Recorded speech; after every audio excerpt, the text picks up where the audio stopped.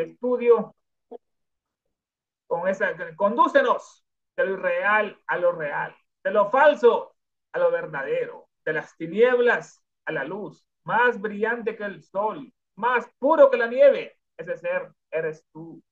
Y vamos otra vez a estudiar ese libro que tanto lo oculta el sistema, porque dice la verdad acerca de todo, y si sin velo, y estamos en esta parte, en el tomo 1, capítulo 5, la página 174. Rápidamente vamos a leer lo que estuvimos estudiando en la última sección acerca del gran Anaxágoras, el autor del sistema filosófico homo y meriano. Anaxágoras de Clasemene creía firmemente en esos prototipos espirituales de todas las cosas, así como esos elementos, los átomos, se encontraban en donde, en el éter infinito, de donde ellos fueron generados, de donde ellos evolucionaron, y donde ellos regresarán desde la tierra. Al igual que los hindúes, quienes personificaron, antropomorfizaron su casa, su cielo éter, y habían hecho de él un dios, una entidad deífica, los griegos y los latinos también habían deificado a Éter. Virgilio llama a Zeus, padre omnipotente a Éter. Magnus, el gran dios Éter. Don Virgilio en su crónica, libro segundo. Nos quedamos ahí, ahora estamos en el tema. Las entidades astrales, volvemos a Vulgarrito, o diablos enemigos de la cristiandad. Estas entidades o seres astrales o habitantes del umbral a que hemos aludido son los espíritus elementales, otros dicen elementarios de los cabalistas, a quienes el clero católico denuncia como diablos, enemigos de la humanidad. Ellos son los malos, ellos son los buenos, dicen. Los buenos son ellos los que matan a la gente, los inquisidores católicos. Bueno, estas entidades son entidades o seres astrales o etéricos. En el molde, como hicieron el cuerpo físico, el molde etérico, cuando ocurre la muerte, ocurre la separación de principios, y ahí el cuerpo astral y el etérico es igual al cuerpo físico, pero sin la materia esta grosera. Por eso alguien dice, vi un fantasma, era igualito aquí que allá, pero no tenía esa materia pesada. Las entidades astrales o habitantes del umbral, volvemos al umbral de Burger Lytton, a que hemos aludido. Esto del umbral, término inventado por Burger Lytton, lo estamos estudiando en el Zanoni, tremenda obra, ¿no? Pero en ocultismo la palabra habitante es un término oculto empleado por los estudiantes durante largas edades pasadas. Largas edades pasadas. Y se refería a esto a ciertos dobles astrales, estos dobles astrales maléficos de personas difuntas, que han hecho mucho mal, ¿no? Muere su cuerpo físico, después sigue la separación de principios y van a la segunda muerte, a menos que tenga la palabra. Ernesto, Sí, Ernesto, disculpa que te interrumpa porque luego te sigues y se me olvida. ¿Por qué dobles astrales? ¿Por qué dobles? así le dicen en la terminología teosófica ocultista al doble etérico o el cuerpo astral, porque es el Ah, doble, ok. con él hicieron el cuerpo físico. El primero sería el astral o el etérico, y después el último viene el físico, que se parece No mucho. es porque haya, no es porque haya dos astrales. No, no, no, es el doble, es la aplicación, porque está en el plano Ok, astral y gracias. de él es que se hace el cuerpo físico. Uno es el astral y el otro es el físico, y los dos son dos, ¿no? Y se parecen mucho, por ejemplo, el doble etérico, el cuerpo astral dicen así. Sí, claro, es el reflejo del otro. Gracias. Excelente, hermana, ahí interrumpe cuando quieras. El término empleado por Bulgar Lytton en Zanoni, pero en ocultismo la palabra habitante es un término oculto, empleado por los estudiantes durante las largas edades pasadas, y se refiere a ciertos dobles astrales maléficos de personas difuntas, lo que es muy malo, ¿no? En cierto caso, es el fantasma cama manásico. Estos son los principios que todavía no están desintegrados. Entonces fue el cuerpo físico, el uno, quedó el astral, quedó ese cama, esas pasiones malas, y quedó la mente inferior, el manas, que eso tarda en destruirse. En cierto caso, el fantasma cama manásico puede convertirse en lo que en cultismo se llama el habitante del umbral. El que estuvimos analizando en esa hora, el habitante del umbral, que era horrible, no que había que vencer, como le decía el maestro que tenía Sanoni, el gran sabio, la primera función es dominar a esa bestia, ¿no? Este habitante no es como el tan gráficamente descrito en Sanón, sino un hecho real en la naturaleza, real, y no una ficción novelesca de Burger Lito, por muy bella que esta puede ser. No. Bulger, no obstante, debió de adquirir esta idea del umbral, del habitante, de algún iniciado oriental, de un chela o alguien. Este habitante, guiado por afinidad y atracción, penetra con violencia en la corriente astral, y a través de la envoltura áurea del nuevo tabernáculo habitado por el ego padre, el nuevo cuerpo que está habitado, y declarar la guerra a esta luz interior, no, que antes estuvo él en otra vida, estuvo en ese mismo tabernáculo, y declarar la guerra a esta luz interior, que lo ha reemplazado. Esto, como se comprende, solo puede acontecer en caso de debilidad moral. Ese es el escudo que uno tiene. Una persona es moralista o buena, tiene escudo y no logra que ese habitante entre o penetre. Esto ocurre en el caso de debilidad moral de la personalidad, así obsesionada. Las entidades astrales o habitantes del umbral, a que hemos aludido, son los espíritus elementales o elementarios. Estos elementales, en muchas partes, son los espíritus de los elementos, criaturas desarrolladas en los cuatro reinos de los elementos. En la tierra salen los gnomos, los enanos, los que cuidan los tesoros; en el agua, las ondinas; en el aire, los silfos, que dan la profecía a una persona, le susurran al oído acontecimientos muy lejanos o futuros, los silfos; o las salamandras del fuego, el elemento, ¿no? Excepto unos pocos de estos, de las especies superiores de estos, solo excepto unos pocos, y sus regentes, sus reyes de esos, son más bien fuerzas de la naturaleza de hombres o mujeres etéreos. No pinta el enano, no, en el caso. Más bien fuerza naturaleza, estos elementales. Hemos aludido a estos elementales o elementarios, que es diferente un elementario a un elemental. Estos elementarios son almas desencarnadas de las personas depravadas, los malos, no depravados. Estas almas, algún tiempo antes de la muerte física, separaron de sí mismas su respectivo espíritu divino. Se portaron muy mal, se convirtieron en unos desalmados, ya no tienen alma, ¿no? Separaron de sí mismas su respectivo espíritu divino, perdiendo de este modo sus posibilidades de inmortalidad. Cuando Elena llegó a Nueva York, que el maestro le dijo que estaba en Francia, que su misión iba a continuar allá, que iba a tener ayudantes, llegó a Nueva York y quedó asustada, dice, por la cantidad de desalmados que había por las calles. Imagínense, hermano, en esa época, en 1800 y algo, con fuera de los ojos, sabía que eran desalmados, ya no tienen alma, pues tienen la maldad que tienen adentro. Los elementarios, pero en el grado actual de ilustración, se ha creído mejor aplicar dicho término a los fantasmas de personas desencarnadas, en general aquellos cuya residencia temporal es el cama loca, la luna, no se están desintegrando en el cama loca, no están en el Tebachán. O sea, son los restos camarrúpicos. Cama es pasión, es el cuarto principio, las emociones y pasiones. Son los restos camarrúpicos, rúpico es forma, rupa, arrupa es sin forma y rupa es forma. Son los restos camarrúpicos de seres humanos en proceso de desintegración. Se está destruyendo su cuerpo astral, el cama, la mente inferior, susceptibles de ser temporalmente revivificados, temporalmente, no como con sangre, cosas así, ¿no? Y hechos conscientes, en parte por medio de corrientes de pensamiento o magnéticas de persona viva, ¿no? Que le termina esa energía, como el medio, ¿no? Que da su cuerpo astral, y otro dan la sangre, y así se materializan y se hacen conscientes esos depravados. Las entidades astrales o habitantes del umbral, a que hemos aludido, son los espíritus elementales o elementarios de los cabalistas, a quienes el clero cristiano denuncia como diablos, enemigos de la humanidad. Y aquí hay una llamada en los cabalistas, bastante larga, dice lo siguiente: Porfirio y otros filósofos explican y la naturaleza de estos moradores, de estos demonios, son traviesos y engañadores, aunque algunos de ellos son perfectamente amables e inofensivos otros, pero son tan débiles que tienen la mayor dificultad para comunicarse con los mortales. O sea, no pueden articular la voz, pues, no tienen una garganta.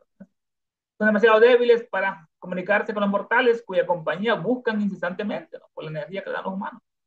Los primeros, estos los que eran los traviesos y engañadores, no son malvados por malicia inteligente, no son malvados por malicia inteligente, no, porque la ley de la evolución espiritual, al no haber desarrollado aún su instinto hasta convertirlo en inteligencia, el instinto es animal, la inteligencia es humana, hay que pasar esa etapa del instinto de inteligencia, cuya luz más elevada de esta inteligencia pertenece únicamente a los espíritus inmortales, son los que más luz tienen, más inteligencia. Sus facultades de razonamiento se encuentran en estado latente y por lo tanto ellos mismos son irresponsables, estos del umbral, estos moradores, estos demonios, como dicen los otros, los católicos. Bueno, Porfirio, muy comentado por Elena, era un gran filósofo neoplatónico, escritor sumamente distinguido, solo inferior a Plotino como maestro y filósofo. Plotino a la cabeza, primero vino Amonio Sacas, después vino Plotino y sigue Porfirio. Solo inferior a Plotino como maestro y filósofo. Era un gran místico, Porfirio, por nacimiento. Siguió lo mismo que su maestro Plotino, la disciplina del Raja Yoga pura.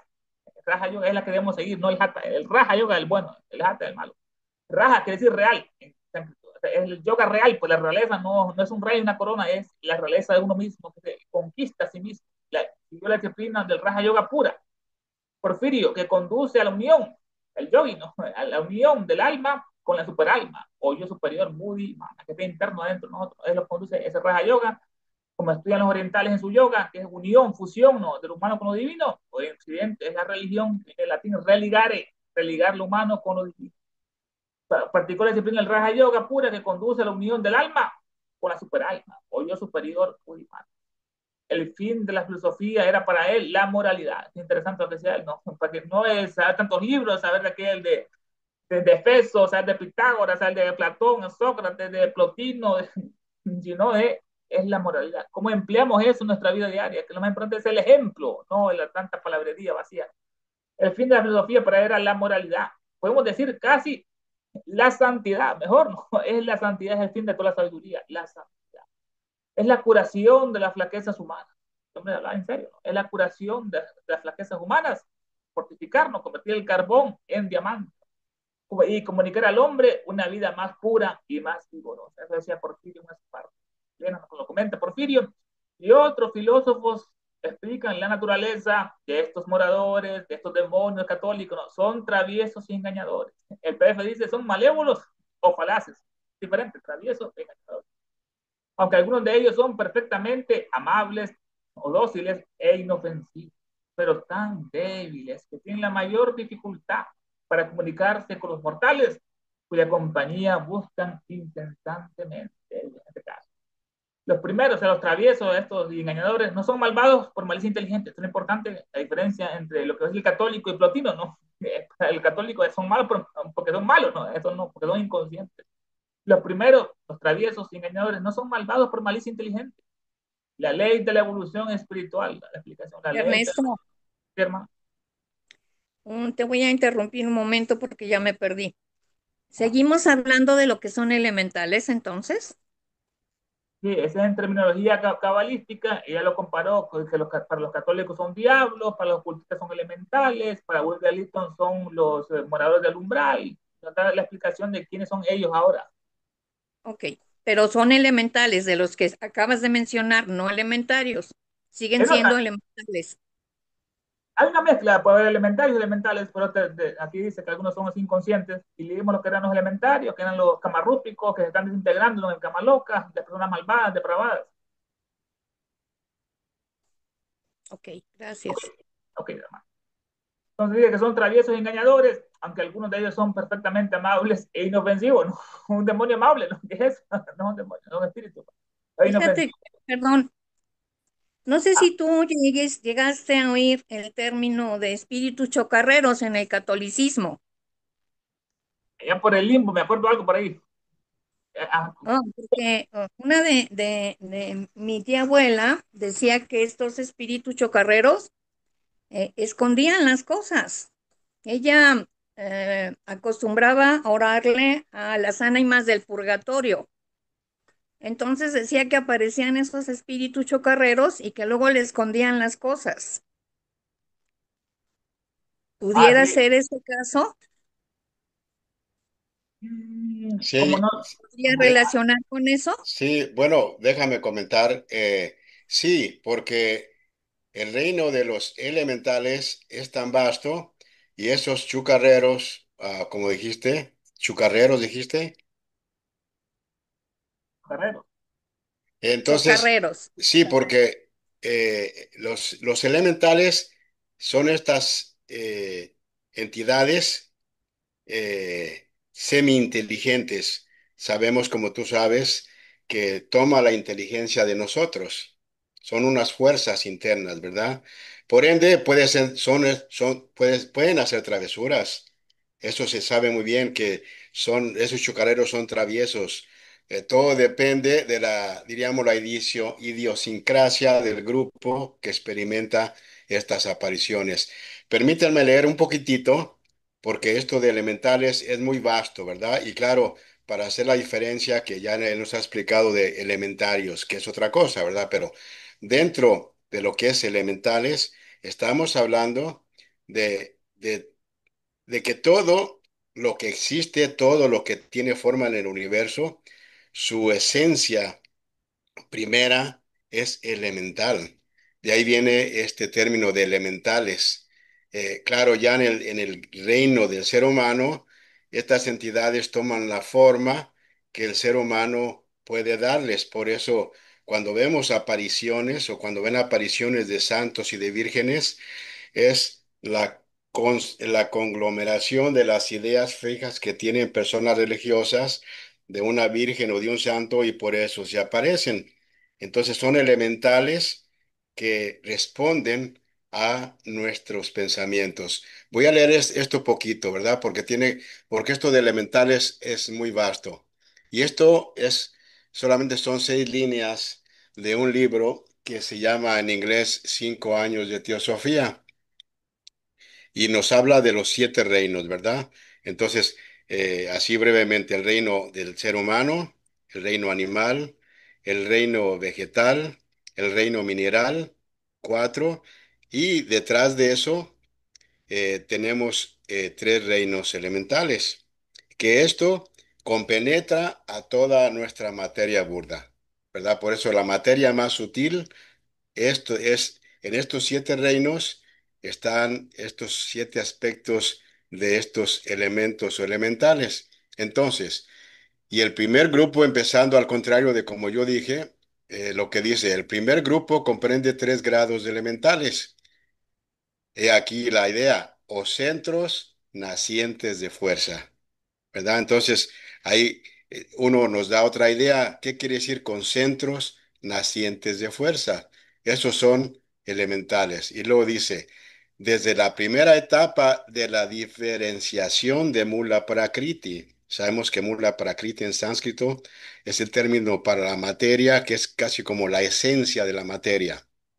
Entonces, esta es desde la primera etapa de la diferenciación de Mula Prakriti hasta su tercer grado. O sea que estos son estos 3 tipos de elementales que tiene que ver con esta materia sutil. Por eso dice enseguida, desde la plena inconsciencia hasta la semipercepción. Así estos seres participan de este punto de vista de inconsciencia hasta la semipercepción. Ahora, este es el primer grupo, ¿verdad? Que se conforma de estos 3 tipos de elementales. Y luego ya dice, el segundo grupo es abarca los reinos del vegetal, el mineral, perdón, vegetal, el ser humano, etcétera, etcétera. Pero por eso es mucho para considerar, estudiar y entender qué quiere decir con elementales. Entonces, es muy vasto, ¿no? En todos los reinos, en nuestra constitución septenaria, están actuando estas fuerzas elementales o centros nacientes que nosotros le damos vida con el pensamiento. Por eso, si hay estos espíritus traviesos, tiene que ver con mis pensamientos y mis ideas, ¿verdad?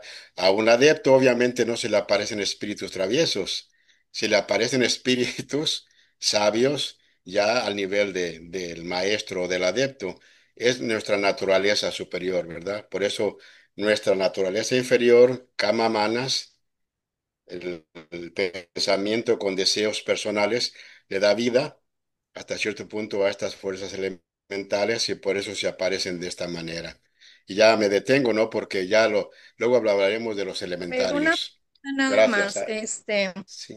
Dijiste que los que se les aparecen a los adeptos siguen siendo elementales, aunque sean más elevados. Bueno, lo dije solo por decir de que obviamente la materia que el adepto y las entidades que ellos pueden atraer, tú te puedes imaginar qué es lo que ellos pueden atraer, ¿verdad? Solo lo dije para hacer una correspondencia en qué atraemos nosotros y qué puede atraer un adepto. Ok. Entonces estamos en el tema naturaleza, los moradores del umbral. Esto va a traer más sustancia pura, porque son más puros, más perfectos. Porfirio y otros filósofos aplican la naturaleza de estos moradores. Son traviesos y engañadores, aunque algunos de ellos son perfectamente amables e inofensivos, pero tan débiles que tienen la mayor dificultad para comunicarse con los mortales, cuya compañía buscan incesantemente. Los primeros, en los traviesos engañadores, no son malvados por malicia inteligente, porque la ley de la evolución espiritual, al no haber desarrollado aún su instinto hasta convertirlo en inteligencia, cuya luz más elevada es inteligencia, pertenece únicamente a los espíritus. Sus facultades de razonamiento se encuentran en estado latente y por lo tanto ellos mismos son irresponsables. Esta ley de evolución espiritual, al no desarrollado este instinto, ¿no? Instinto, o sea que es el aspecto inferior del mana, el instinto, ¿no? O sea, su principio instintivo, que es atraído hacia el kama, o sea, al asiento de los deseos y las pasiones humanas, más que los animales, ¿no? Ese instinto que es atraído hacia el kama. La mónada animal, la mónada que está en todos los animales, solo está dotada de facultad instintiva, no tiene lo que es la inteligencia, tiene que entrar a la experiencia humana que son las opciones secretas, tomo 2, página 108 en este caso. La ley de evolución Vamos, es... Ajá, vamos a ver, tiene una pregunta Coraima, vamos a darle oportunidad. okay. Hola, no, bueno, mucho gusto. Más que una pregunta, es como un comentario, nada más como para añadirle a los elementales. Recuerdo haber leído en el Manual de Alta Magia de Francisco Stiglitz, am, que de hecho cuando una persona se está iniciando, digamos, como en el ocultismo o en la magia, em, tiene que precisamente se va a encontrar en situaciones con estos elementales, con cada uno de ellos, digamos los ciflos, las salamandras, los gnomos, etcétera. Y es cuando vienen como directamente como estas, ¿cómo se dice? Estas, ay, no batallas, sino como estos encuentros, ¿no? En los que básicamente se tiene que dominar al elemental a través de la dominación de una misma, digamos. Este, ahorita no recuerdo muy bien, perdón, es que ando como con la cabeza revuelta, pero cuando lo leí la primera vez, lo que me imaginé es que era una metáfora, precisamente sobre esto, ¿no? También, como de esa. O sea, uno no puede como dominar el entorno y no dominar como en el sentido de inmaterial de dominación, que también puede ocurrir, pero esa no es la idea, sino como dominar en el sentido de dominar el universo interno. Bueno, no sé si dominar, pero, ¿saben? Como tal vez, bueno, sí, purificar, pero sí, nada más era eso como... Gracias. No, no, sí, claro, muy bien. Entonces, por supuesto, nuestros estados anímicos tienen que ver con todos los elementales también. Entonces, les presento a Coraima, Ernesto, Jorge, Dulce. Ella es una compañera que viene a las clases presenciales en la logia y le mencioné que cuando quisiera acompañarnos, pues aquí estábamos. Hola, buenas Entonces, Bienvenida. tardes, Coraima, bienvenida. Un gusto, muchas gracias. Mi nombre es Jorge. Mucho gusto. muy bien, adelante, Ernesto. Lo que hay, y muy brevemente, ¿verdad? Cada reunión es diferente, ¿verdad? Eso es lo bueno, porque no hay en realidad, claro, hay ciertos modos de seguir las reuniones. En este caso, lo que hacemos, porque Ernesto nos acompaña desde Honduras, entonces él está muy versado en la lectura de Isis Sin Velo. Y lo que hacemos es de que la primera media hora la dedicamos para leer la declaración y considerar preguntas y respuestas, y luego las tres ideas fundamentales, ¿verdad? De lo que se estuvo hablando anteriormente. Ya después de media hora, entonces, entramos en la lectura y lo que hace Ernesto, como la traducción que tenemos en español del PDF no es muy fiel, diríamos, está buena, ¿no? Pues peor que nada. Pero Ernesto lo que nos pone en pantalla es su propia traducción para seguir el original en inglés y luego nos explica y luego eventualmente se pasa y cuando dice en el PDF dice así y entonces se va a referir al PDF que tenemos nosotros. Pero él nos está dando todas estas referencias sobre palabras y nombres y todo esto. Entonces, y le dejamos este tiempo para que nos explique. Y en este caso, pues lo estamos interrumpiendo con preguntas y está bien porque a veces se nos olvida, ¿no?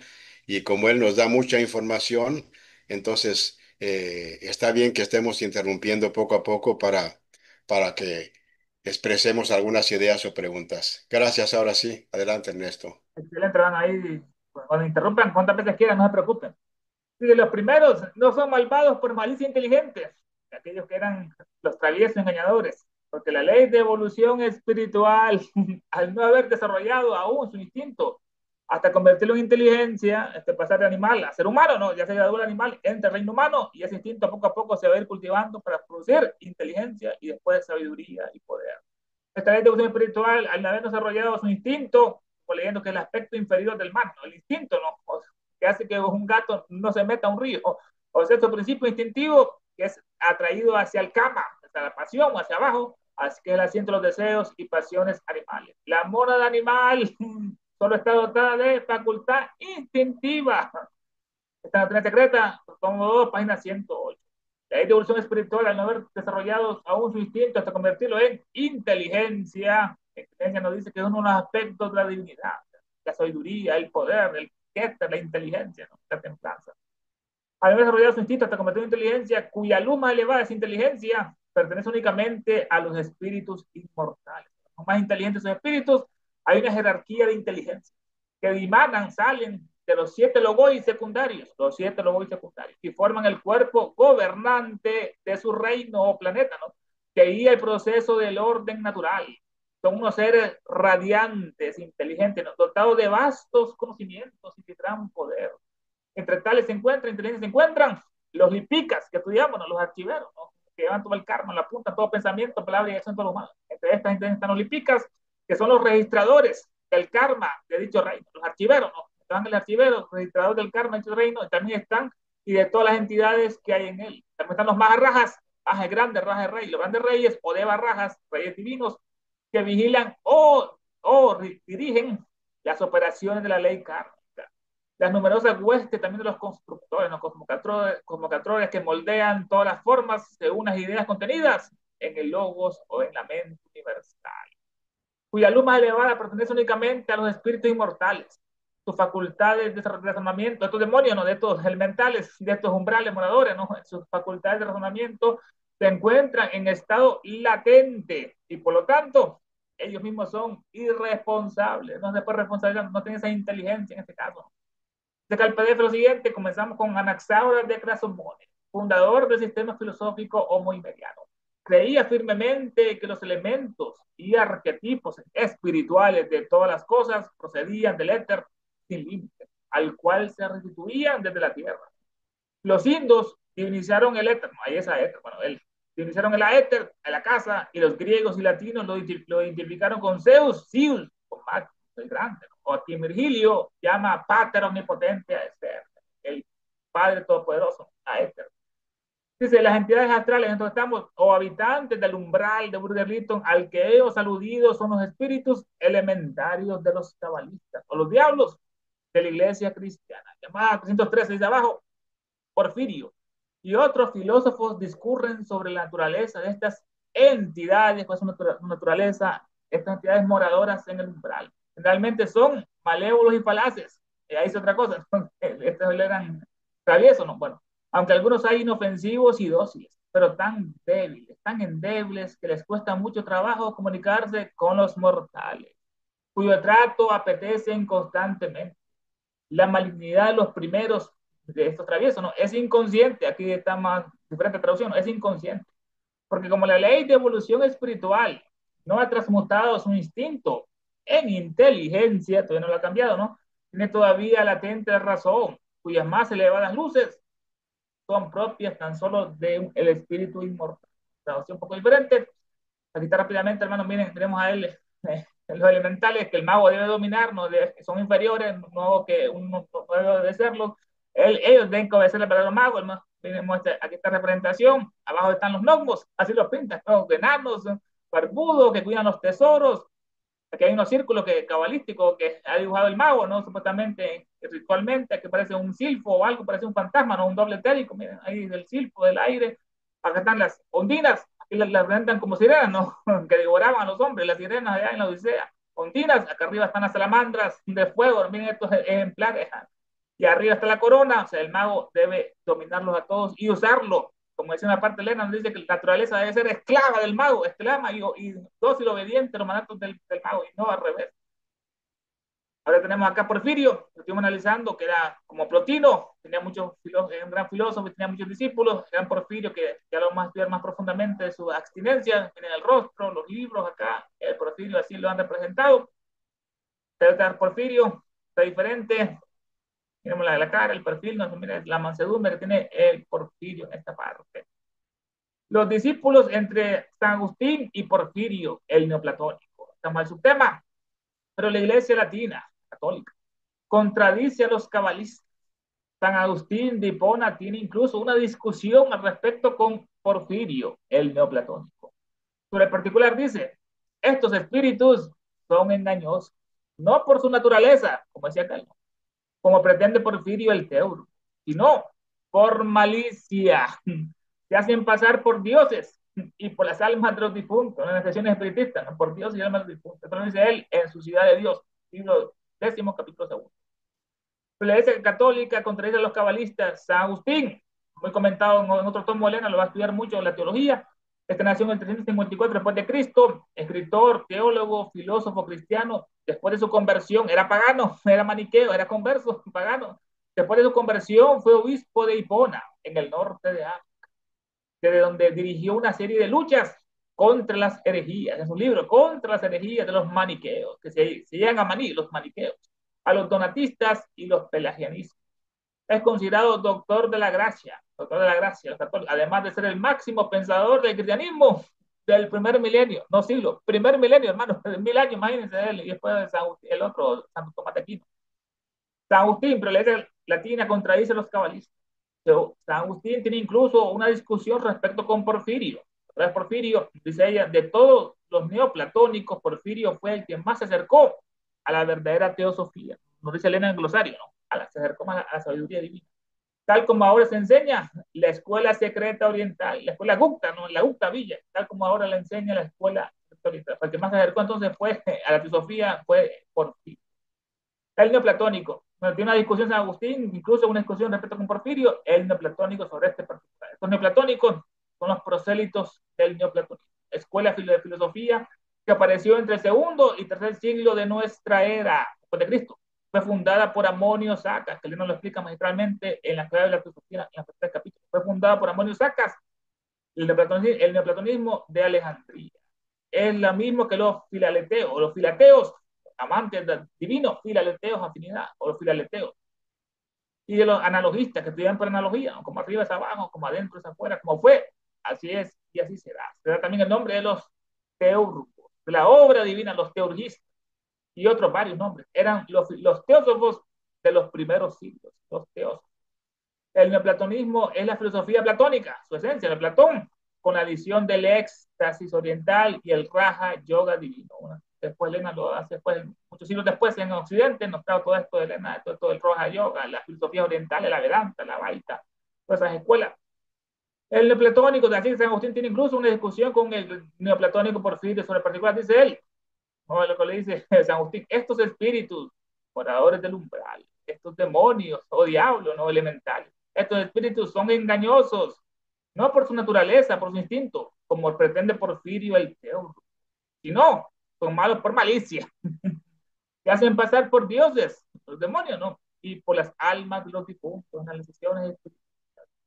Así, bueno, comprende Porfirio, aquí no está de acuerdo con él. Porfirio sostenía además él que el alma debía estar todo lo posible libre de los lazos de la materia. Era un gran místico, ¿no? Es lo que decía él, ¿no? El alma debe purificarse de todos los lazos de la materia, estar dispuesta a separar a todo el cuerpo, como hacen los budistas, ¿no?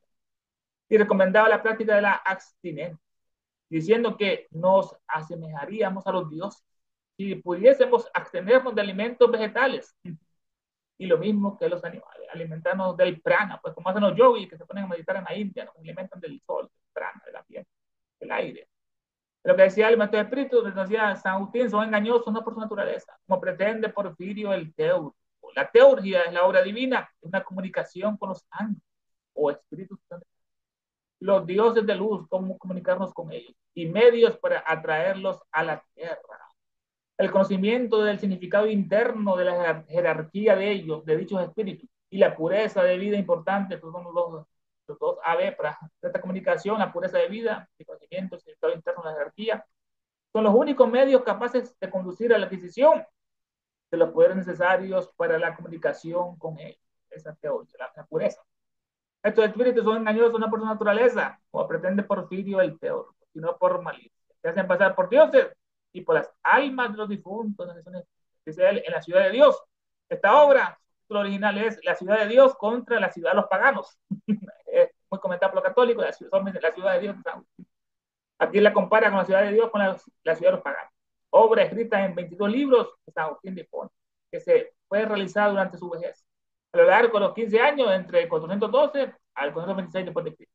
Es una apología del cristianismo, que ya no era pagano, es una apología del cristianismo, en la que confronta la ciudad celestial contra la ciudad pagana, la ciudad supuestamente la ciudad de Dios, la ciudad pagana.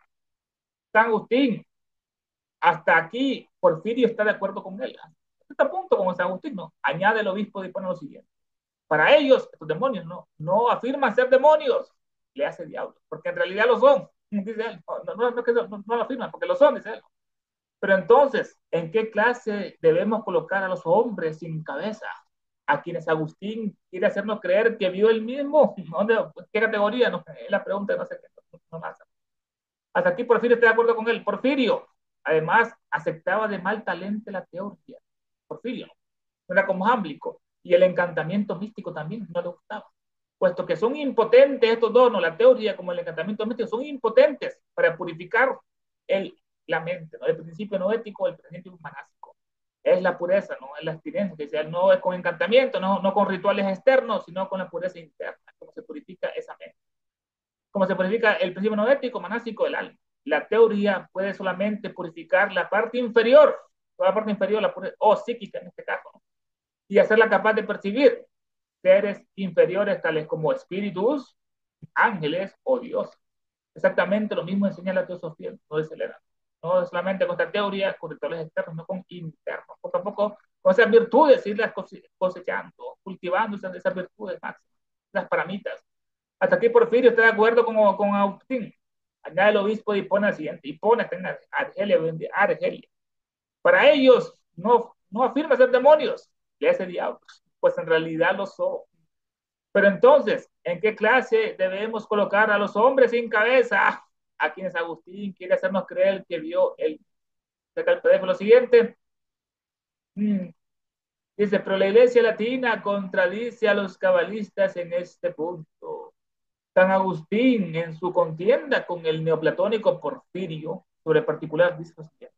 Estos espíritus no son engañosos por condición natural, como afirma el teólogo Porfirio, sino por malicia, pues se fingen ser dioses y simulan las almas de los difuntos. De modo que no es que aparezcan como diablos, sino que en la verdad lo son. Ciudad de Dios, capítulo 10, 12. Entonces, ¿en qué especie hemos de clasificar a los hombres sin cabeza que San Agustín asegura haber visto? Y a los sátiros que vamos a ver.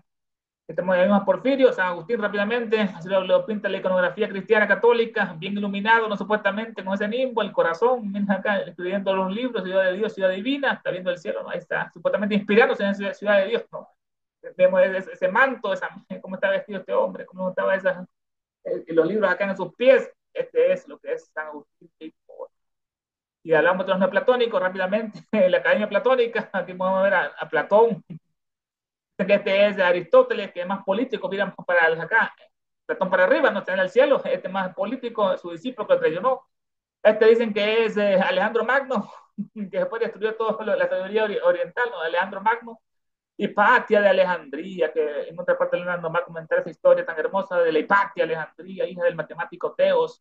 Acá está Diógenes, Diógenes el perro, el cínico, Heráclito de Efeso, y tantos otros neoplatónicos. Acá están con los nombres, los pintan acá, bueno, Diógenes, Euclides el matemático, Zoroastro, el gran Zaratustra, el Ptolomeo, Averroes, médico, Pitágoras, dice que es la Hipatia, Alejandro Magno, Epicuro. La teoría, hablamos rápidamente de la teoría, tenemos estos elementos del caducio, Hermes Trismegisto, la teoría del teurgo, el tres veces grandes, el caducio, vemos aquí las armas, ¿no? Las flechas, las lanzas, en su dedo vemos el planeta, acá está la simbología del sol, el gran Hermes Trismegisto en este caso. Ya vamos a ver a los sátiros. Hermanos, comentarios, puntos de vista, hermanos, los micrófonos están totalmente bienvenidos. ¿Algún comentario, punto de vista, opinión?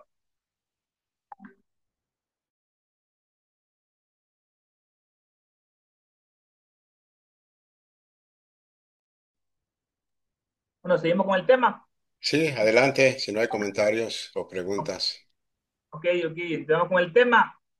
Los hombres con patas y cola de cabra. Aquí, ¿en qué caso, en qué clase debemos colocar a los hombres sin cabeza? A quien San Agustín quiere hacernos creer que vio el mismo.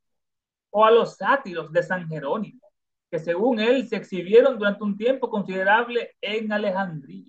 Eran, nos dicen, hombres con patas y cola de cabra. Y si podemos creerle, uno de estos sátiros fue realmente escabechado, lo pusieron en sal y enviado en un tonel al emperador Constantino. Para estos sátiros. Literalmente, no en este caso, no. Aquí. Bueno, ¿y en qué clase debemos colocar a los hombres sin cabeza? Una leyenda, el hombre sin cabeza. Aquí Agustín quiere hacernos creer que él mismo vio, es un diablo, es un elemental, es un umbral. O a los sátiros de San Jerónimo, que según él se exhibieron durante un tiempo considerable en Alexandria. Estos sátiros, ser de la mitología greco-romana, eran campestres, lascivos, tocaban la flauta, eran amigos de Heracles, Hércules, eran con aspecto de hombre barbado, con patas y orejas cabrunas y cola de caballo de chivo, estos sátiros, ¿no? O a los sátiros de San Jerónimo. San Jerónimo nació en el 340 después de Cristo, Estridón, un santo cristiano y padre de la iglesia, que tradujo la Biblia del hebreo y del griego al latín. Del hebreo, es el traductor, no, del hebreo y griego al latín, por encargo del Papa Damaso I. La traducción al latín de la Biblia hecha por San Jerónimo fue llamada la Vulgata. La palabra, la Vulgata, para los vulgares, ¿no? Que no hablaban latín, no, los otros idiomas, no hablaban el griego y hebreo. La edición para el pueblo, esta Vulgata.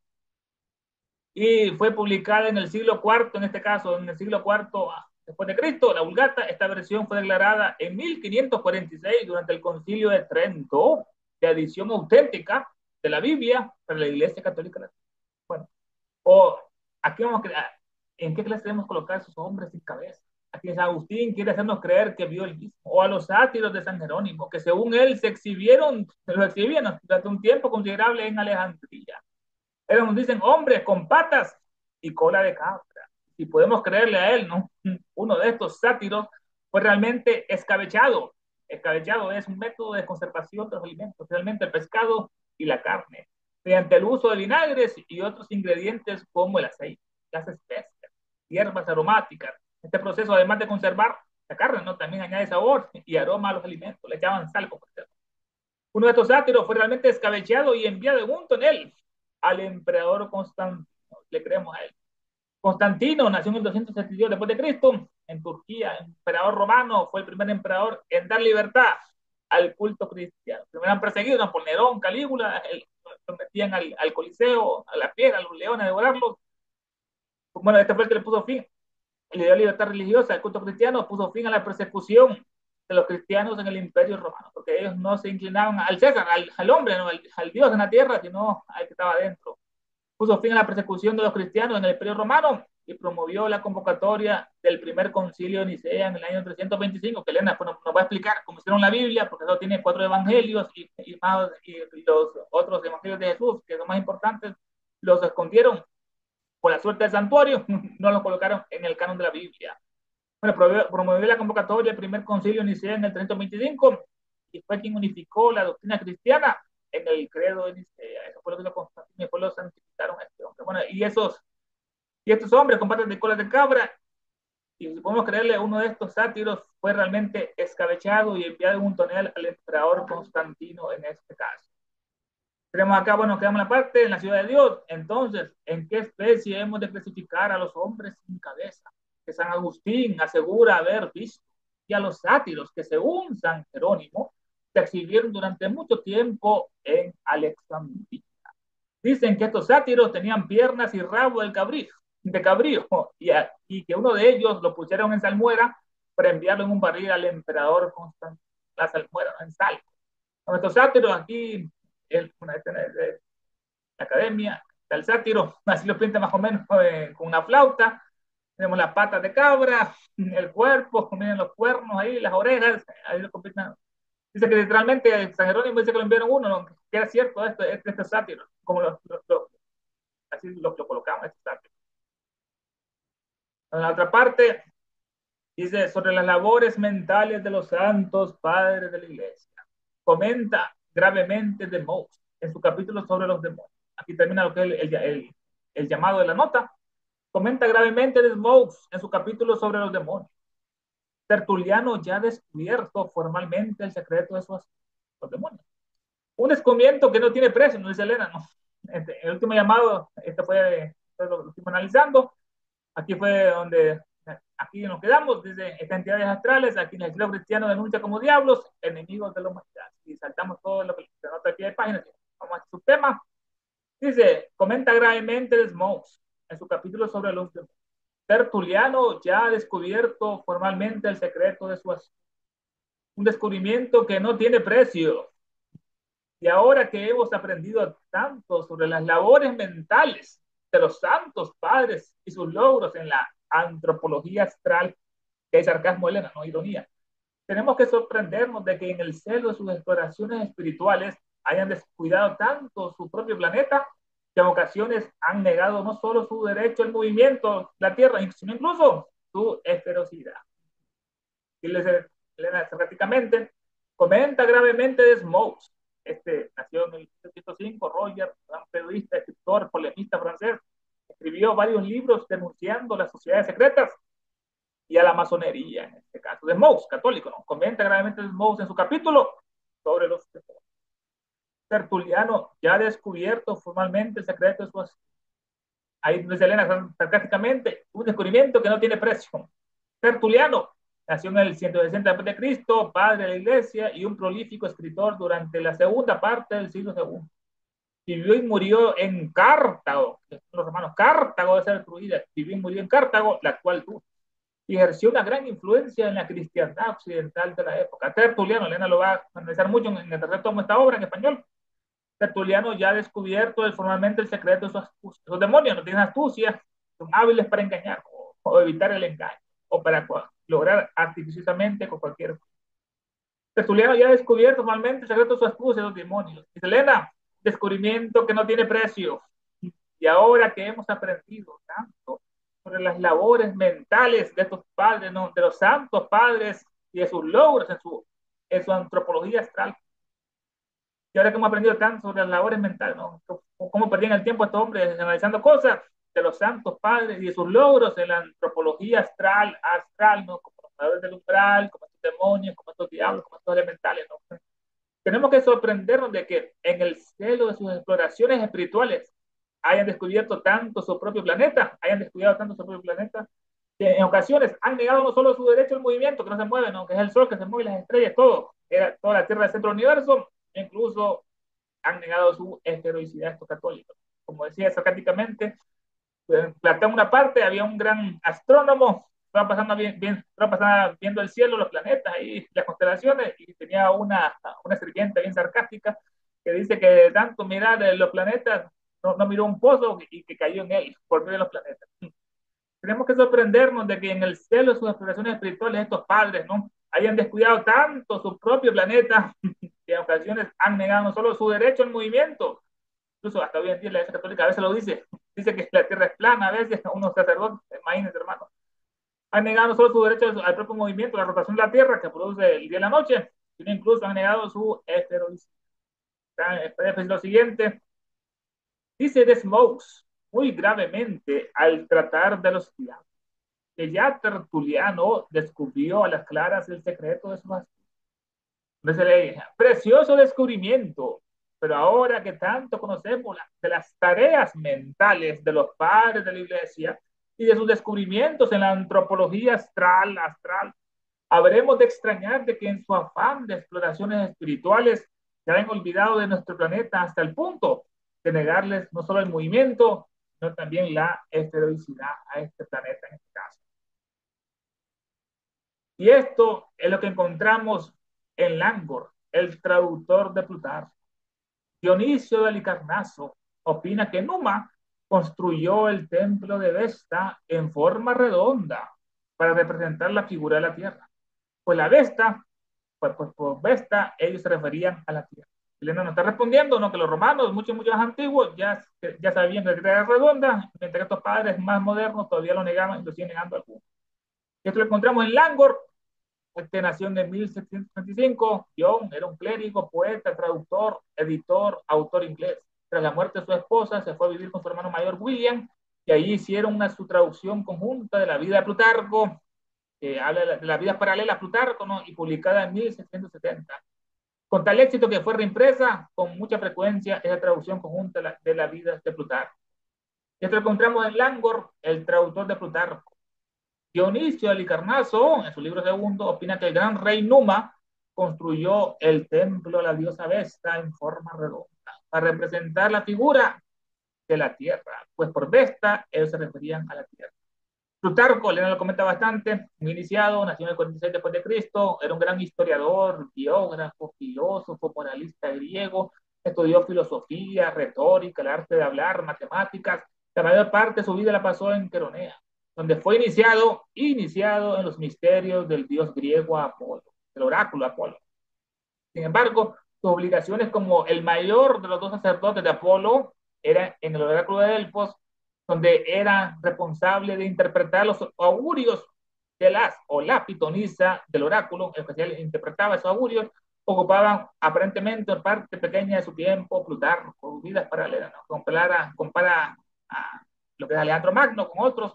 El traductor de Plutarco dice: Dionisio de Halicarnaso, él nació en el 60 a.C., un gran historiador, crítico, literario, profesor de retórica de origen griego. Profesor de retórica de origen griego en este caso, que vivió en Roma en la época de Augusto, vivió en Roma en la época del gran dios Augusto, del gran César Augusto. Es conocido principalmente por ser el autor de las antigüedades romanas. El autor de las antigüedades, una obra histórica sobre el origen de Roma que ha llegado parcialmente hasta la actualidad. Su obra abarca la historia de Roma desde el periodo mítico hasta el comienzo de la primera guerra púnica contra Carlos.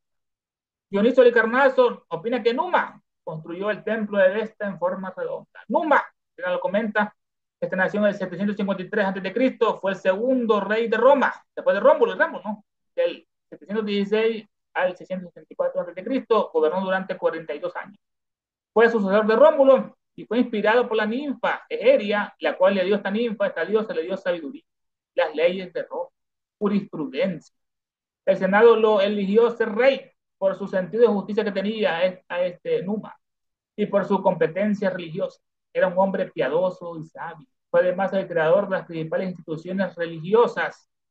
Y se dice que mandó edificar el templo de Jano al pie del monte Argileto. El gran dios Jano, que tenía dos caras. Se dice que tenía el poder de desencadenar el fuego de Júpiter. ¿Qué poder, no? Es decir, que sabía producir descargas eléctricas que causaban pavor entre sus enemigos. Mandaba rayos, sacaba rayos, ¿no?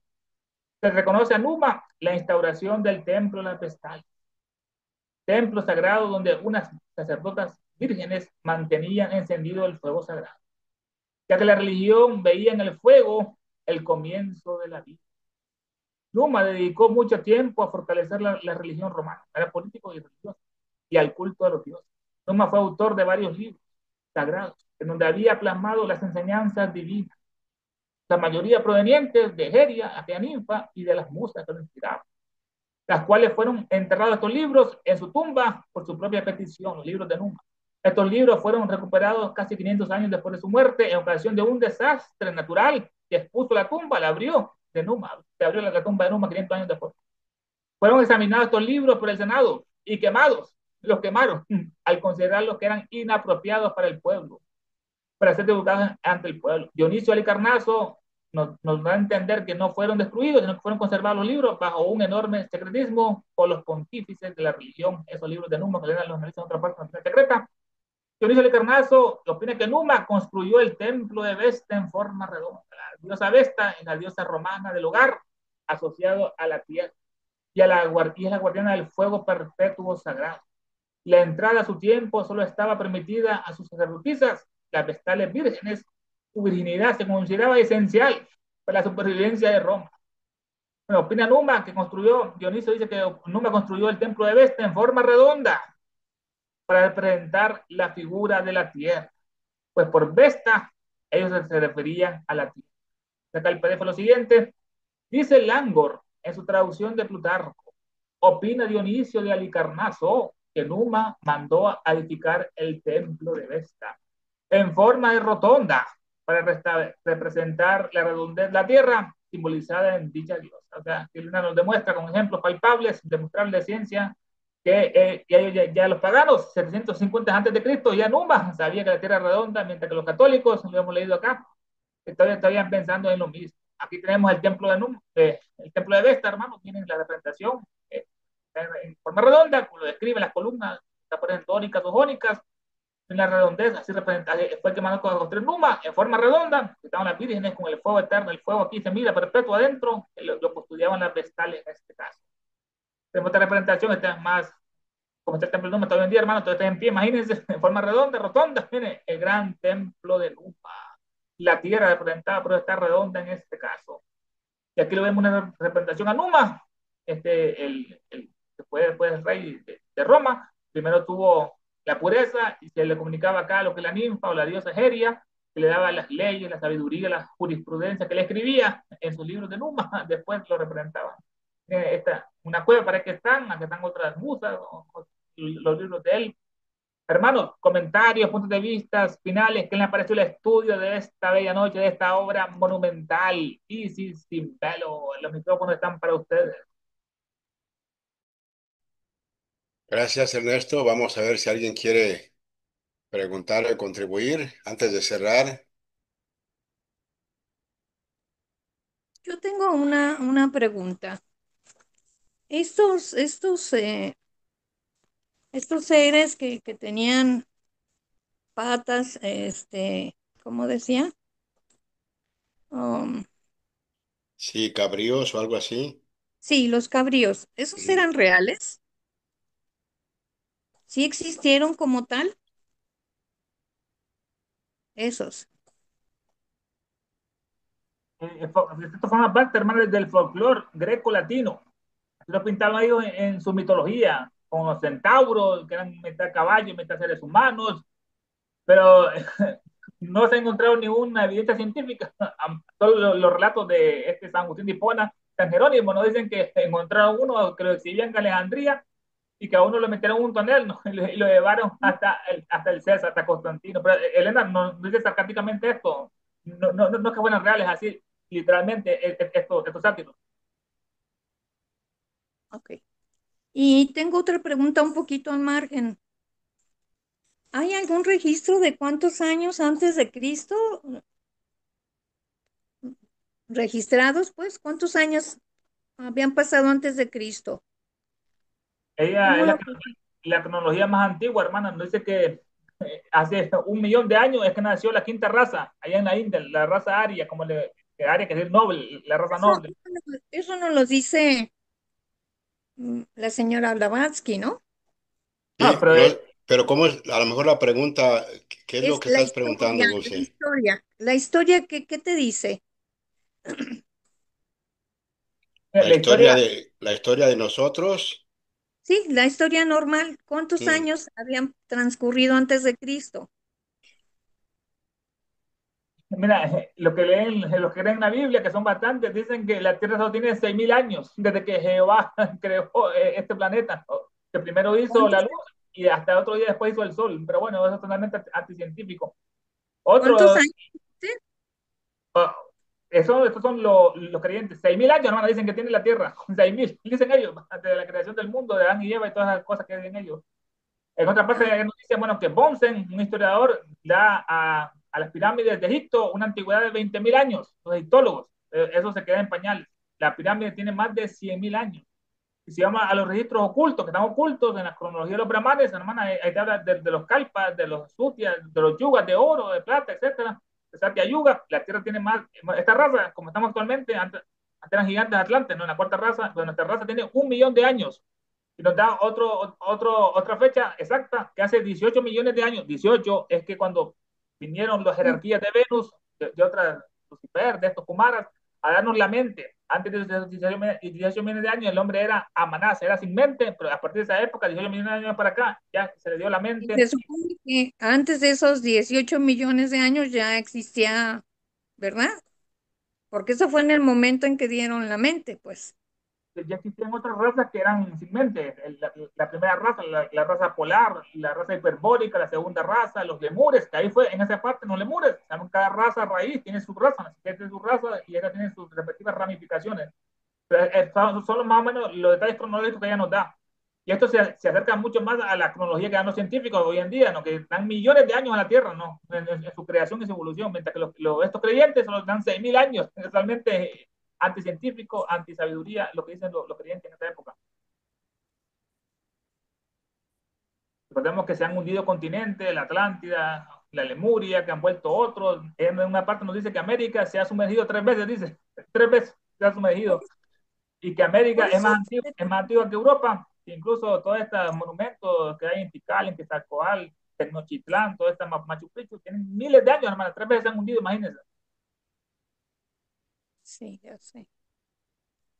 Bueno, y bueno, esto del cabrío te lo preguntaba precisamente pensando en ese pecado de los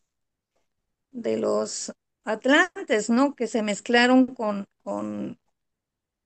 hembras del reino animal, por eso pregunté si era posible que de ahí surgieran esas imágenes. De ahí nacieron, hermano, los monos. Mudos nacieron para contemplar el pecado de sus padres. Mudos, están hablando de esa gran depravación que hubo, ¿no? La unión. Eso ocurrió tanto en los lemures como en los atlantes y nacieron ahí los monos. El mono es un hombre degenerado, no lo que dice la ciencia. Nosotros no venimos del mono, sino que el hombre, cuando se porta mal, hermana, se degenera y va para atrás. Y ocurre lo que pasó, como tú comentabas, que se unió con animales, los seres humanos hicieron ese gran pecado, por eso vieron grandes jerarquías a enseñar a los hombres cómo debían actuar, se arrepintieron de ese gran error que hubo. Eso lo comenta ella profundamente en esas locas de doctrina secreta, pero muy interesante esa historia de los monos, los grandes primates. Ok, gracias Ernesto. Gracias a todos. Mira, Gracias. lo que sí ella nos comenta, ahora que me acuerdo, una es loca, que nos dice que la naturaleza no ayudada fracasa, que la segunda estancia de antropogénesis, ahí nos habla de que la Tierra creó seres sin el consentimiento de otras jerarquías espirituales y creó seres, dice, con 4 cabezas, con cabeza de macho cabrío, no dice literalmente así, hermana, sí, que sí hubo con cabezas de peces y con cabezas de macho cabrío, o sea que sí existieron esto, pero fueron destruidos casi todos, dicen, cuando vinieron los espíritus del sol, los quemaron. Sí, tal vez lo que pregunta Dulce es de que precisamente de todo eso que se dice en la doctrina secreta surgió a lo mejor todas esas otras cosas, ¿no? Que se presentan con estas figuras de seres, ¿no? Eh, Tal vez, ¿no? Porque si en todas partes ha habido personajes que han sabido de estas creaciones anteriores tal vez de ahí empiezan a hacer sus propias creaciones de estos seres, ¿no? Con cuerpos de animales, caras de seres humanos y como la otra parte de, ¿cómo se llaman los que son como caballos, ¿verdad? Y tienen Centauros, ¿cómo? centauros. Centauros y todo esto. Entonces, puede de que haya surgido todo eso, ¿verdad? De esta parte que mencionó Ernesto, donde en cierta época, cuando la naturaleza, y que tiene este título, ¿no? La naturaleza no ayuda a fracasa, que se crearon estos monstruos físicamente, ¿no? De muchas formas. Bueno, pues gracias a todos, muy buenas noches. Sabemos que Tania anda de viaje y pues Esperanza está con su hermana que está muy grave. Entonces, nos veremos la próxima semana.